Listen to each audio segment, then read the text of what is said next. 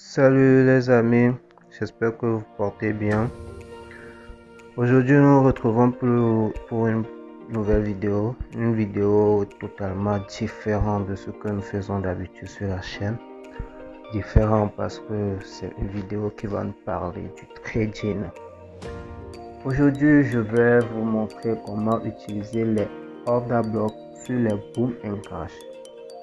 Nous allons apprendre comment utiliser les order blocks sur le boom and crash. Il y a beaucoup qui se demandent si ça marche vraiment la smart money sur le binaire. Alors aujourd'hui nous allons voir ensemble comment utiliser les order blocks sur le boom and crash. Alors si vous venez de découvrir la chaîne, je vous invite à vous abonner et activer la cloche de notification pour ne rater aucune de mes prochaines vidéos. Je vais maintenant d'habitude faire les vidéos concernant le trading, mais partager mes analyses avec vous et mes méthodes, mes stratégies. Alors, abonnez-vous. Ok. Pour un petit rappel, c'est quoi les order blocks? C'est quoi les order blocks? Un order block, c'est un niveau que le prix nous crée après la cassure de structure. Un niveau que le prix nous crée après la cassure de structure. Et généralement, le prix revient dans ce niveau avant de faire une nouvelle impulsion. Par exemple, si nous prenons une tendance haussière,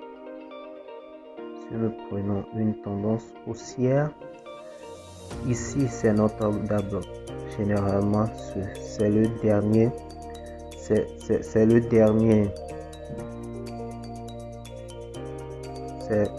la dernière vente. Si c'est dans une tendance haussière, c'est la dernière vente avant la hausse qui a cassé la structure. Mais si c'est dans une tendance baissière, c'est la dernière et c'est le dernier achat que le prix a fait avant de casser la structure. Donc ici, vous voyez, comme ça, le prix fait une cassure de structure ici. Il revient tester le niveau avant de faire cette impulsion. Et c'est ici nous allons chercher notre entrée. C'est ici nous allons chercher notre entrée. Par exemple, je refais bien le dessin. Nous sommes dans une tendance haussière. Le prix nous fait une cassure ici. Nous traçons notre hobby. Le prix revient dedans. Nous cherchons notre entrée et le prix part.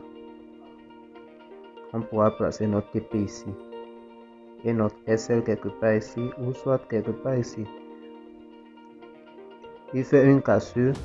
Il nous crée encore un order block ici. Il revient dedans. On cherche notre position et il part. Nous allons voir ça sur le graphique très rapidement.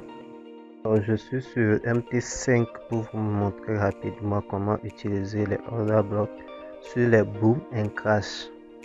Alors une fois sur les graphiques, qu'est-ce que vous devez faire? Vous devez d'abord identifier la structure, la direction du marché. C'est vraiment important. Il faut toujours rester dans la direction du marché. Le marché ne peut pas être en tendance baissière et vous allez chercher des buys. Ou le marché ne peut pas être en tendance haussière et vous allez chercher des sells. C'est une contre-tendance. Alors ici, si nous prenons tout ça, le marché est à tendance haussière. Alors déjà ici, nous avons une cassure de structure à ce niveau. Alors, on place notre hobby. Notre hobby est ici. Notre order block est ici.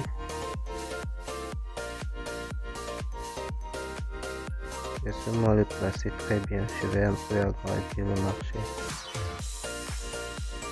Notre order block est ici. Alors qu'est-ce qu'on fait?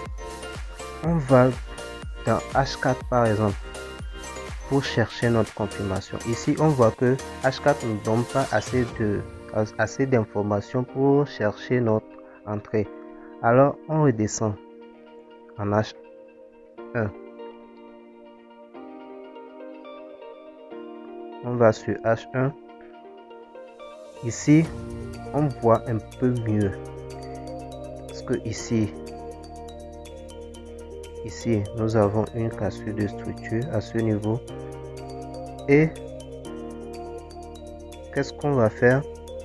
On va encore tracer notre hobby qui est ici. Le bruit revient dedans. Moi, ce que je vais vous dire, c'est que n'attendez pas que le bruit revienne totalement dedans avant de prendre votre position. Une fois que vous voyez et vous êtes sûr de votre analyse, une fois que le bruit revient, on peut prendre notre position ici. Sinon, vous pouvez aussi attendre que le bruit revienne sur l'autre bloc et vous prenez. Alors, si nous évoluons, on revient sur Kelly. Ici, nous avons une autre cassure ici. Nous avons une autre cassure ici. Nous avons une autre cassure ici. On prend l'hobby qui a fait la cassure, c'est ici. On descend en H4 pour voir si nous avons des confirmations pour prendre notre bail. Une fois que le prix est revenu sur l'hobby, il a fait une autre cassure de structure ici. Il a fait une autre cassure de structure ici. Je sais que c'est un peu rapide, mais je crois que vous allez comprendre. Et si vous ne comprenez pas quelque chose, n'hésitez pas à me poser des questions dans les commentaires. Je ne veux pas faire une vidéo assez longue dans le but de vous perdre. Ok. Alors, une fois notre cassure, nous traçons notre hobby qui est ici. Vous voyez très bien. Et lorsque le prix est revenu dedans, vous pouvez prendre une entrée directe ici. Et vous voyez, vous allez profiter de tout ça. Ok. Allons sur un autre marché. Ici, nous sommes sur Crash Mill. Et nous sommes sur une tendance baissière. Nous avons une cassure de structure ici. Nous avons une cassure de structure ici. Alors notre hobby est ici. Notre hobby est quelque part ici.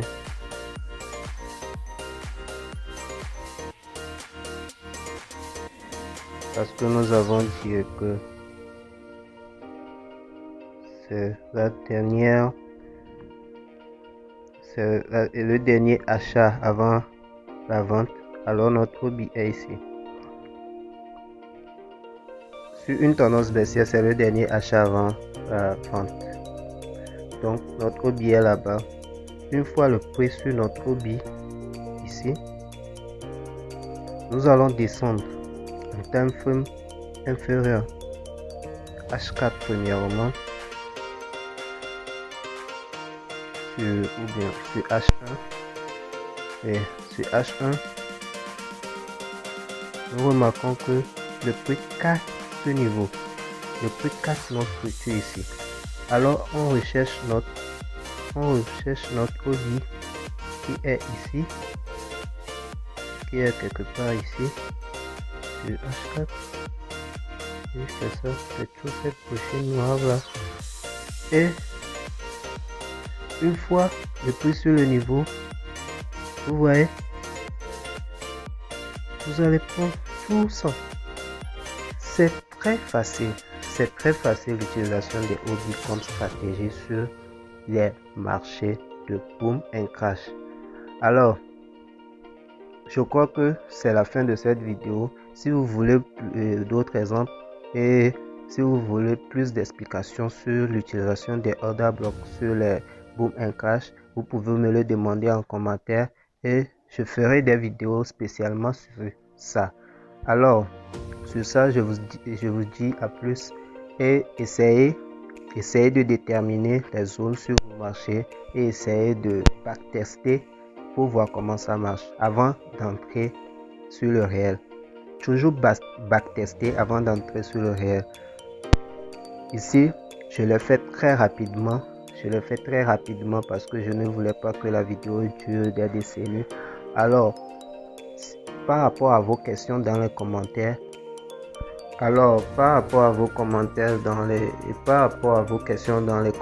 je répondrai et je ferai des vidéos spécialement dédiées à ces thèmes si vous voulez. Alors, à plus, tenez-vous bien et bon trade à vous.